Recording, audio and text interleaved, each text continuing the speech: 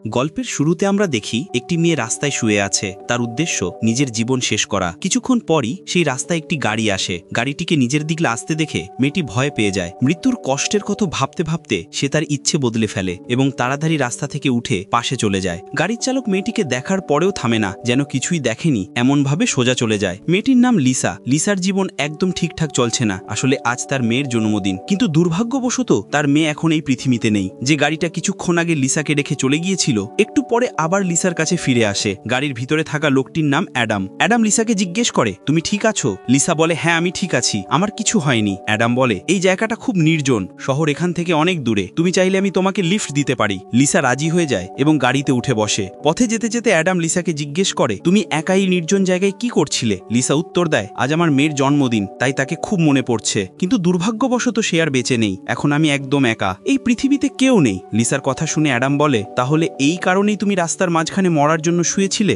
Lisa বলে, আমি মরতে চাইনি, শুধু একবার কোনোভাবে আমার মেয়ের সঙ্গে দেখা করতে চেয়েছিলাম। এরপর লিসা গাড়ির রেডিওটা অন করে। রেডিওতে খবর চলছিল। খবরে বলা হচ্ছিল জঙ্গলে এক সিরিয়াল কিলার ঘুরে বেড়াচ্ছে। আজ সকালে সেই খুনি আরও 2 জন মেয়েকে হত্যা করেছে। পুলিশের কাছে তার কোনো ছবি নেই, কিন্তু তারা জেনেছে খুনিটা একজন ফর্সা চামড়ার মানুষ, যার গায়ে বাদামি রঙের গাড়ি আছে এবং তার ডান হাতে একটা ক্রসের চিহ্ন খোদাই করা আছে। এই খবরটা শুনে যেন লিসার পায়ের নিচের মাটি সরে যায়, কারণ রেডিওতে রিপোর্টার যে খুনির বর্ণনা দিচ্ছিল সে আর কেউ নয়, অ্যাডামই ছিল। অ্যাডামের হাতে ক্রসের চিহ্ন দেখে লিসা ভয়ে কাঁপতে থাকে। হঠাৎ অ্যাডাম জোরে গাড়ির ব্রেক চেপে ধরে, ফলে লিসার মাথা গিয়ে জোরে গাড়ির ড্যাশবোর্ডে লাগে আর সে অজ্ঞান হয়ে যায়। কিছুক্ষণ পর যখন লিসার চোখ খোলে তখন সে নিজেকে এক অদ্ভুত বাংকারে বন্দি অবস্থায় খুঁজে পায়, চারদিক ঘেরা শক্ত লোহার দেয়ালে। লিসা নিজেকেই বন্ধ জায়গায় আটকে দেখে প্রচন্ড ভয় পেয়ে যায় এবং সাহায্যের জন্য চিৎকার করতে থাকে, কিন্তু কেউ তার সাহায্যে আসে না। সে দেখে তাকে এক ধরনের অদ্ভুত পোশাক পরানো হয়েছে আর তার হাতে একটা ঘড়িও পরানো আছে। লিসা ঘড়িটা খুলে ফেলতে অনেক চেষ্টা করে, কিন্তু ঘড়িটা এতটাই মজবুত ছিল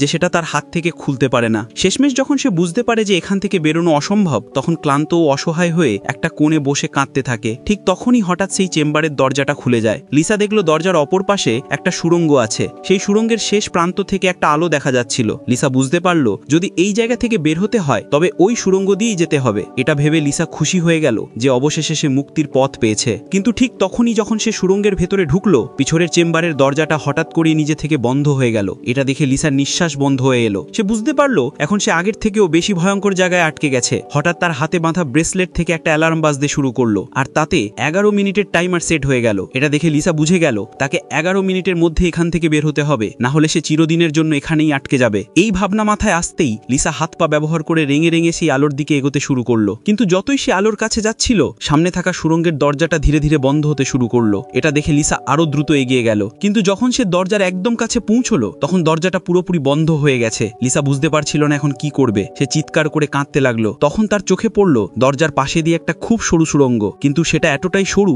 যে ওখান দিয়ে যাওয়া প্রায় অসম্ভব। তবুও লিসার সামনে আর কোনো উপায় ছিল না। সে সাহস করে সেই সরু সুড়ঙ্গের ভেতরে ঢুকে গেল এবং অনেক কষ্টের পর সেটা পেরিয়ে সামনে পৌঁছে গেল। সামনে এসে সে দেখলো একটা জায়গায় 2টো রাস্তা তৈরি, একটার পথ ওপরে যাচ্ছে আর একটা নিচে। লিসা ঠিক বুঝতে পারলো না কোনটায়। শেষ পর্যন্ত সে ওপরের পথটা বেছে নিয়ে হাঁটু গেড়ে এগোতে শুরু করলো, কিন্তু একটু যেতেই নিচের ফ্লোরটা উপরের দিকে উঠতে শুরু করলো। যদি সময় মতো না বেরোতে পারে তবে নিচের রাস্তা তাকে চেপে মেরে ফেলবে। ভয়ে লিসা যতটা সম্ভব দ্রুত এগোতে লাগলো। সে প্রায় পিষ্ট হতে যাচ্ছিল, ঠিক তখনই তার হাত সুড়ঙ্গের শেষে পৌঁছে গেল এবং দরজাটা পুরোপুরি বন্ধ হওয়ার আগেই লিসা প্রাণ বাঁচিয়ে বাইরে বের হতে পারলো। নিজেকে চাপা পড়া থেকে বাঁচিয়ে লিসা একদম নিয়ে স্বস্তির নিঃশ্বাস ফেললো, কিন্তু সে জানতো না এখান থেকেই তার বিপদের শুরু, কারণ সামনের পথ আরো ভয়ঙ্কর ছিল। ঠিক তখনই তার ঘড়িতে আবার অ্যালার্ম বাজলো। সেটা জানিয়ে দিল অর্ধেক সময় শেষ হয়ে গেছে আর এখন লিসার হাতে বাকি আছে মাত্র 5 মিনিট। তাই সে আবার সামনে এগিয়ে যেতে শুরু করলো। কিছুটা পথ যাওয়ার পর সে রাস্তার মাঝে দেখতে পেল একজন মানুষ পড়ে আছে। লিসা যখন তার কাছে গেল তখন বুঝলো ওটা কোনো জীবিত মানুষ নয়, বরং একদম পুড়ে যাওয়া একটা লাশ, যার অবস্থা ছিল ভয়াবহ।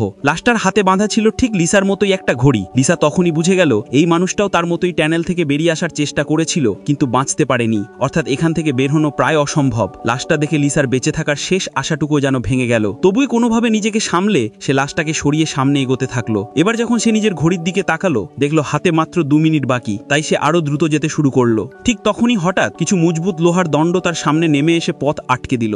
একই সাথে টানেলের দেয়াল থেকে অনেক গরম হিটিং পাইপ বের হয়ে এলো এবং চারপাশে প্রচন্ড তাপ ছড়াতে শুরু করলো। এটা দেখে লিসা পুরোপুরি ভয় পেয়ে গেল। সে বুঝে গেল এখন তারও পরিণতি ওই পুড়ে যাওয়া লাশটার মতোই হবে। ঠিক তখনই তার পেছনের দেয়ালের একটা ছোট্ট অংশ হঠাৎ খুলে গেল। লিসা পেছন দিকে গিয়ে ওই অংশের ভেতর ঢুকে গেল। মুহূর্তের মধ্যে এক কাঁচের দরজা সেটাকে পুরোপুরি বন্ধ করে দিল। যেই না ঘড়ির টাইমার শূন্যে পৌঁছলো, ও অমনি হিটিং পাইপগুলো থেকে আগুন ঝরতে শুরু করলো, আর মুহূর্তের মধ্যে পুরো ট্যানেল আগুনের লেলিহান শিখায় ভরে গেল। যে চেম্বারে লিসা ছিল সেটা একদম নিরাপদ ছিল, তাই বেঁচে গেল। কিছুক্ষণ পর সেই পাইপগুলো আবার দেয়ালের ভিতরে চলে গেল। এরপর সেই চেম্বারের দরজা খুলে গেল। লিসা এত ভয় পেয়ে গেছিল যে সে আর বাইরে যেতে চায়নি, কিন্তু দেয়াল নিজে থেকেই তাকে বাইরে ঠেলে দিল।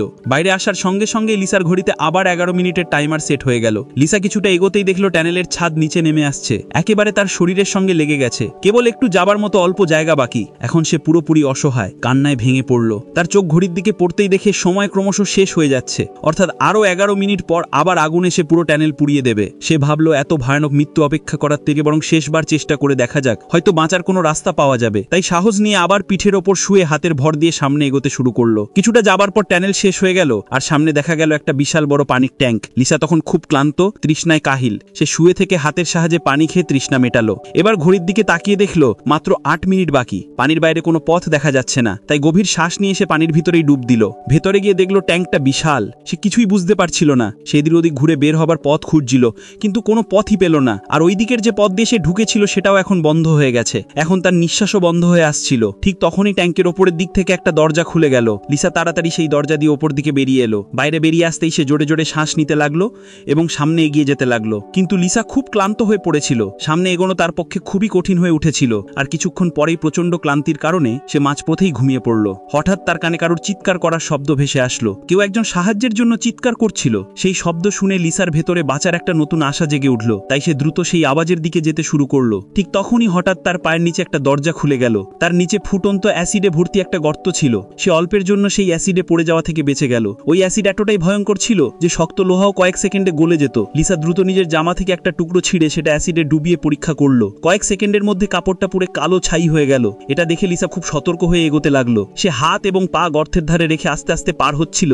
ঠিক তখনই তার হাঁটুটা সামান্য অ্যাসিডে ছুঁয়ে গেল। প্রচন্ড ব্যথায় লিসা চিৎকার করে উঠল। ভাগ্য ভালো তার স্যুটের কারণে হাঁটুটা গলে যায়নি, তবে সেখানে গভীর ক্ষত হয়ে গেল। তবু সে ব্যথা ভুলে আবার সেই আওয়াজের দিকে এগোতে লাগলো। অবশেষে সে একটা লোহার গ্রিলের কাছে পৌঁছে গেল। কিছুটা দূরে আরেকটা গ্রিলের পেছনে একজন পুরুষ আটকে ছিল। লোকটার হাতেও লিসার মতো একটা ঘড়ি আর স্যুট ছিল। লিসা তাকে বলল, শোনো, আমরা দুজনেই এখানে আটকে আছি। যদি একে অপরকে সাহায্য করি তাহলে এখান থেকে বেরিয়ে যেতে পারবো। কিন্তু লোকটা অনেকদিন ধরে এই ট্যানেলে আটকে থাকার কারণে মানসিকভাবে ভেঙে পড়েছিল। সে কখনো লিসাকে গালাগালি করছিল, আবার কখনো ক্ষমা চাইছিল। সে পাগলের মতো বলল ওরা আবার ফিরে আসবে আর আমাদের মেরে ফেলবে। তারপর সে পাগলের মতো হেসে উঠল। ঠিক তখনই লিসা লক্ষ্য করলো তার হাতের ঘড়িতে 60 সেকেন্ডের কাউন্টডাউন শুরু হয়ে গেছে। গরম পাইপগুলো আবার দেয়াল থেকে বেরিয়ে এলো। আর এবার লুকোনোর জন্য যে চেম্বারটা খোলা হলো সেটা লিসা আর ওই লোকটার মাঝখানে ছিল, যেখানে মাত্র একজন মানুষ ঢুকতে পারবে। এখন হয় পাগল লোকটা বাঁচবে, না হয় লিসা। মুহূর্তের মধ্যে তাদের সামনে থাকা লোহার গ্রিল সরে গেল। তারা দুজনেই দৌড়ে চেম্বারের দিকে ছুটলো এবং প্রায় একসঙ্গে পৌঁছে গেল। তারপর শুরু হলো টানা হ্যাচড়া। কখনো লিসা তাকে বাইরে ঠেলে দিচ্ছিল,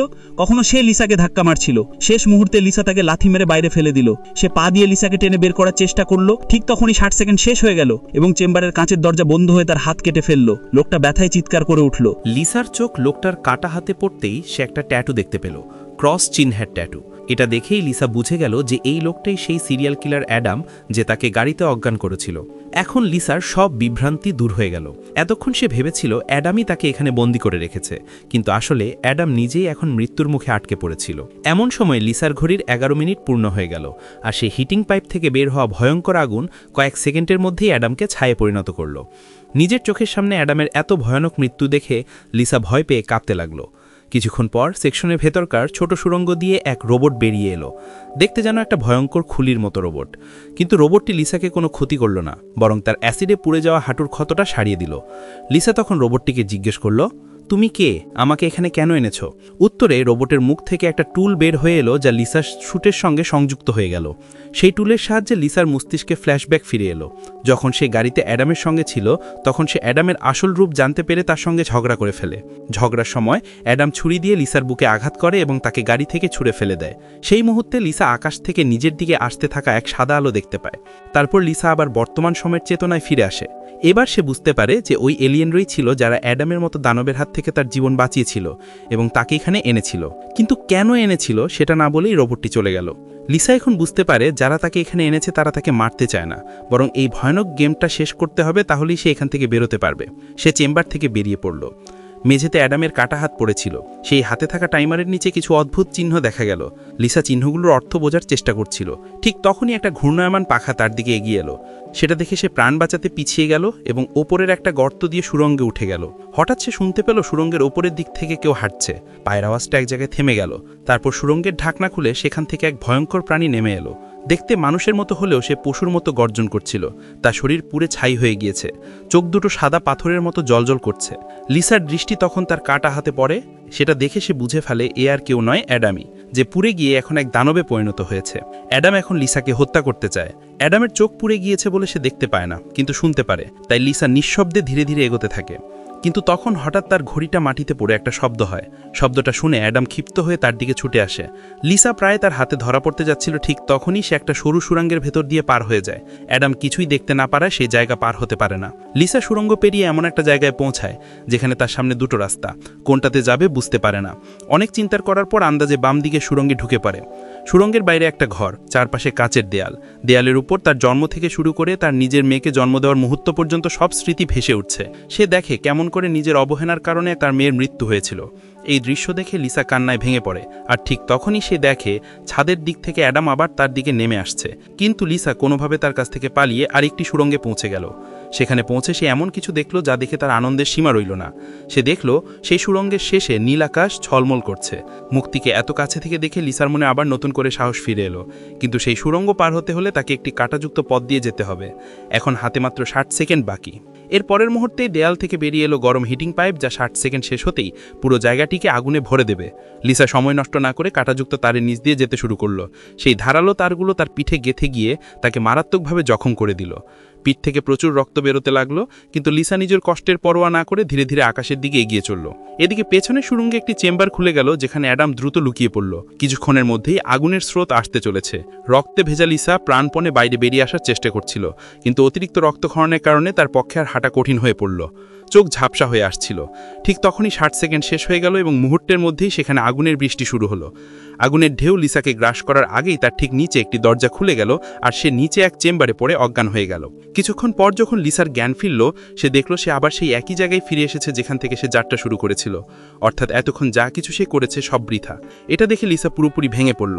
ঠিক তখনই সেই রোবট আবার তার চিকিৎসা করতে চলে এলো, কিন্তু লিসা তাকে থামিয়ে দিল। সে বলল, আমি আর এটা পুনরায় করতে পারবো না, আমি এখন শুধু মরতে চাই। রোবট তার কথায় সম্মতি জানিয়ে মুখ থেকে একটা ইঞ্জেকশন বের করলো, যা ধীরে ধীরে লিসার দিকে এগিয়ে যাচ্ছিল। ঠিক তখনই লিসার মনে পড়ল অ্যাডামের হাতে সেই চিহ্নগুলো। সে বুঝলো নিশ্চয়ই ওগুলো এখান থেকে বেরিয়ে যাওয়ার দিক নির্দেশনা। তাই নিজের রক্ত দিয়ে লিসা দেওয়ালে অ্যাডামের হাতের চিহ্নগুলো আঁকতে শুরু করলো। ভালোভাবে দেখে সে বুঝতে পারলো এই চিহ্নগুলো আসলে তীর চিহ্ন, যা দিক নির্দেশ করছে। প্রথম তীর বাম দিকে ঘোরানো মানে প্রথম দুটি সুড়ঙ্গের মধ্যে বাম দিকে সুড়ঙ্গটিতেই ঢুকতে হবে। দ্বিতীয় তীর ডান দিকে, অর্থাৎ প্রথম সুড়ঙ্গ পার হয়ে আবার দুটি সুড়ঙ্গ এলে এবার ডান দিকেটি নিতে হবে। লিসা ভাবলো নিশ্চয়ই তার ঘড়ির নিচেও এমন দিক নির্দেশক চিহ্ন আছে, তাই সে রোবটকে বলল তার ক্ষতগুলো সারিয়ে দিতে। ক্ষত সেরে যেতেই লিসা নতুন আশা নিয়ে আবার সুড়ঙ্গ পথে বেরিয়ে পড়ল। এবার সে আগের অভিজ্ঞতা কাজে লাগিয়ে সুড়ঙ্গগুলো সহজেই পেরিয়ে গেল। তারপর সেই অ্যাসিড ভরা গর্তের কাছে এসে থামলো। সেখানে সে নিজের ঘড়িটাকে অ্যাসিডে ডুবিয়ে পুড়িয়ে ফেললো এবং ঘড়িটাকে কবজির থেকে খুলে ফেললো। তার কবজিতেও ঠিক অ্যাডামের হাতের মতো চিহ্ন দেখা গেল, শুধু সামান্য কিছু পার্থক্য ছিল। জ্বলে যাওয়া ঘড়িটাও নিয়ে হাতে লিসা আবার পথ ধরল। এবার সে পৌঁছালো সেই জায়গায় যেখানে প্রথমবার সে দুটো সুড়ঙ্গের মধ্যে বাম দিকেরটি বেছে নিয়েছিল, কিন্তু এবার সঠিক চিহ্ন অনুযায়ী সঠিক সুড়ঙ্গটি ছিল ডান দিকের। তাই সে দ্রুত ডান দিকে সুড়ঙ্গে ঢুকে গেল। সেখানে আবার দুটি সুড়ঙ্গ এলো, এবার সঠিকটি ছিল বাম দিকের। এভাবে লিসা নিজের হাতের চিহ্নের সাহায্যে প্রতিবার সঠিক পথ বেছে নিয়ে এগিয়ে যাচ্ছিল, কিন্তু তখনই অ্যাডাম আবার তার পিছু নিল। এবার লিসা বুদ্ধি খাটালো। সে অ্যাডামকে ভুল পথে পাঠাতে এক সুড়ঙ্গে নিজের ঘড়িটা ফেলে দিল আর নিজে আরেক সুড়ঙ্গে লুকিয়ে থাকলো। অ্যাডাম ঘড়ির শব্দ শুনে সেই সুড়ঙ্গে ঢুকে গেল। তার যাওয়ার পর লিসা নিজের কবজির চিহ্ন দেখে বুঝল যে সুড়ঙ্গে অ্যাডাম ঢুকেছে, আসলে সেটাই সঠিক সুড়ঙ্গ। এটা বুঝে লিসা আরও বেশি ভয় আর দুশ্চিন্তায় পড়ে গেল। তারপরও আর কোনো উপায় না দেখে সে ধীরে ধীরে সেই সুড়ঙ্গেই ঢুকে পড়ল যেখানে অ্যাডাম ছিল। এই সুড়ঙ্গটা ছিল অদ্ভুত রকমের, মনে হচ্ছিল যেন এটা কোনো বিশাল প্রাণীর পেট। লিসা সাবধানে এগিয়ে গেল। কিছুটা যাওয়ার পর সে দেখল সামনে তার ঘড়িটা পড়ে আছে, কিন্তু অ্যাডামও সেখানে উপস্থিত এবং এখন অ্যাডাম আর দেখতে পায় না। তাই লিসা চুপি চুপি সেই ঘড়িটা তুলে নিল, কিন্তু তখনই ঘড়িতে 60 সেকেন্ড বাকি থাকার অ্যালার্ম বেজে উঠল। সেই শব্দে অ্যাডাম বুঝে গেল লিসার উপস্থিতি। সে আবার লিসার পিছু নিল। লিসা প্রাণ বাঁচাতে যে পথ দিয়ে এসেছিল সেই পথেই আবার দৌড়ে ফিরে যেতে লাগলো। তখন তার ঘড়িতে 60 সেকেন্ডের কাউন্টডাউন শুরু হয়ে গেছে, আর টানেল টানেল থেকে আগুন ছোড়া হিটিং পাইপগুলো বেরিয়ে এসেছে। সেই সঙ্গে টানেলের ভেতর একটি সেফ চেম্বারও খুলে গেছে। লিসা দ্রুত সেই চেম্বারে ঢুকে লুকিয়ে পড়ল। অ্যাডামও সেখানে পৌঁছে গেল, কিন্তু তখন অনেক দেরি হয়ে গেছে। চেম্বারের কাঁচের দরজা বন্ধ হয়ে গিয়েছে। লিসার আগে আর তাচ্ছিল্যে অ্যাডামকে মাঝের আঙুল দেখিয়ে চটিয়েছিল, কিন্তু দুর্ভাগ্যবশত এইবার আগুন ছোড়া পাইপগুলো কোনো আগুন ছাড়ল না, বরং ভেতরে ঢুকে গেল। তারপর চেম্বারের দরজাও খুলে গেল, আর পরের মুহূর্তেই অ্যাডাম লিসার ওপর ঝাঁপিয়ে পড়ল। লিসা প্রাণপণে নিজেকে বাঁচানোর জন্য লড়াই শুরু করল। সে অ্যাডামের মাথা নিজের পাড়ের নিচে চেপে ধরল। ঠিক তখনই চেম্বারের দেওয়ালও লিসাকে সামনে ঠেলে দিতে লাগল, ফলে অ্যাডামের মাথা চূর্ণ হয়ে গেল। অবশেষে লিসা মুক্তি পেল সেই শয়তান থেকে। এরপর লিসা আবার তার পথে এগিয়ে গেল। কিছু দূর যেতেই সামনে দুটি রাস্তা দেখা দিল। তার হাতে থাকা প্রতীক অনুযায়ী তাকে ডান দিকে টানেলে যেতে হবে। এটাই ছিল সেই ভয়ঙ্কর গোলধাঁধার শেষ টানেল। কিন্তু হঠাৎ বাম দিকের টানেল থেকে এক মেয়ে বেরিয়ে এলো। লিসা তাকিয়ে দেখল ও আর কেউ নয়, তার মেয়ে নিনা। নিনাকে দেখে লিসার চোখ ছলছল করে উঠল। সে কান্নায় ভেঙে পড়ল। নিনা মারা যাওয়ার পর থেকেই লিসা জীবনের প্রতি আগ্রহ হারিয়ে ফেলেছিল। আজ অবশেষে তার একমাত্র ইচ্ছে পূর্ণ হলো। নিজের মেয়ে নিনার সঙ্গে দেখা হলো। নিনা বলল, মা, আমাকে আর একা রেখে যেও না। লিসা চোখ মুছে বলল, না সোনা, আমি সবসময় তোমার সঙ্গেই থাকব। তখন নিনা বলল, তাহলে আমার সঙ্গে এই বাম দিকের টালাইয়ে চলো। লিসা কেঁদে বলল, নিনা, আমি তোমাকে আবার হারাতে চাই না, কিন্তু সত্যিটা হলো তুমি তো অনেক আগেই মারা গেছো, আর আমার গন্তব্য ওই ডান দিকের টানেলে। কথা বলে লিসা পাথরের মতো মন শক্ত করে সেদিক থেকে চলে গেল। নিনা বারবার ডাকলেও লিসা ফিরে তাকায়নি। বাইরে এসে লিসা ভেঙে পড়ে কাঁদতে লাগলো। তারপর চোখের জল মুছে ডান দিকে টানেলে ঢুকে গেল। কিছুটা এগোতেই সে টানেলের শেষে খোলা আকাশ দেখতে পেল। আনন্দে তার মুখে হাসি ফুটল। সে দ্রুত আগাতে লাগলো, কিন্তু হঠাৎ সামনে 3টে লোহার ধারালো ব্লেড দেখতে পেল, যেগুলো দ্রুত ওপরে নিচে ওঠানামা করছিল। এগুলো পার হওয়া মানেই ছিল নিজের শরীরকে টুকরো টুকরো করে ফেলা। কিন্তু লিসা সিদ্ধান্ত নিল, যেভাবেই হোক আজ তাকে মুক্তি পেতেই হবে। সে লক্ষ্য করল প্রথম ব্লেডটি প্রতি 4 সেকেন্ডে একবার নিচে আসে, তাই ঠিক সময় অপেক্ষা করে সেটি ওপরে উঠতেই সে দ্রুত পার হয়ে গেল। দ্বিতীয় ব্লেডটি 3 সেকেন্ডে নেমে আসে, সেটিও সে সাহসিকতার সঙ্গে পার করল। কিন্তু তৃতীয় ব্লেডটি মাত্র 2 সেকেন্ডের ব্যবধানে নিচে আসছিল। এটা পার করা প্রায় অসম্ভব ছিল। তবু স্বাধীনতার আকাঙ্ক্ষায় লিসা ঝাঁপ দিল, আর অলৌকিকভাবে সে পার হয়ে গেল। কিন্তু তার একটি পা ব্লেডের মধ্যে পড়ে কেটে গেল। ব্যথায় কাতর হয়ে গেলেও লিসা থামেনি। রক্ত ঝরতে ঝরতে সে টানেলের শেষ প্রান্তে পৌঁছে গেল, যেখানে খোলা আকাশ দেখা যাচ্ছিল। কিন্তু হাত বাড়াতেই সে দেখল ওটা আসল আকাশ নয়, বরং এক বড় পর্দায় চলা ভিডিও। এ দৃশ্য দেখে লিসার চোখে হতাশার ছাপ ফুটল। সে পাগলের মতো হেসে উঠল, বলল, আমি তো সব করলাম যেভাবে আমাকে বলা হয়েছিল। এমন সময় টানেল থেকে আবার হিটিং পাইপগুলো বেরিয়ে এলো, কারণ 11 মিনিটের সময় শেষ হতে চলেছে। লিসা এবার শান্তভাবে মৃত্যুর অপেক্ষায় বসে রইল। কিন্তু আশ্চর্যের ব্যাপার, এইবার পাইপগুলো কোনো আগুন ছাড়ল না, বরং আবার ভেতরে চলে গেল। তারপর হঠাৎ টানেলের ছাদ খুলে গেল।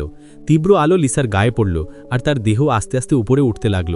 সে আলোয় মিলিয়ে গেল। কিছুক্ষণ পর যখন লিসার চোখ খুলল, সে নিজেকে এক ঝর্ণার ধারে দেখতে পেল। তার মুখে হাসি ফুটে উঠল। পাশে নিনা দাঁড়িয়েছিল। লিসা জিজ্ঞেস করল, আমি কি মারা গেছি? নিনা হেসে বলল, তোমার দেহ একবার নয়, অনেকবারই মরেছে। লিসা আবার জিজ্ঞেস করল, এবার এখানে আমাকে কি করতে হবে? নিনা বলল, এখানে তোমাকে কিছুই করতে হবে না, শুধু বাঁচতে হবে। এখানেই বোঝা যায় যে জায়গায় লিসা এখন আছে সেটা পৃথিবী নয়, বরং এক স্বর্গের মতো সুন্দর জগৎ। যখন লিসা অ্যাডামের সঙ্গে গাড়িতে যাচ্ছিল, তখন অ্যাডাম তাকে ছুরি মেরে হত্যা করেছিল। সেই মৃত্যুর পর লিসা নরকে গিয়েছিল, যেখানে তার পাপ ধুয়ে গিয়েছিল। শেষে তার আত্মা মুক্তি পেয়ে স্বর্গে পৌঁছেছিল। এইভাবেই গল্পের সমাপ্তি ঘটে।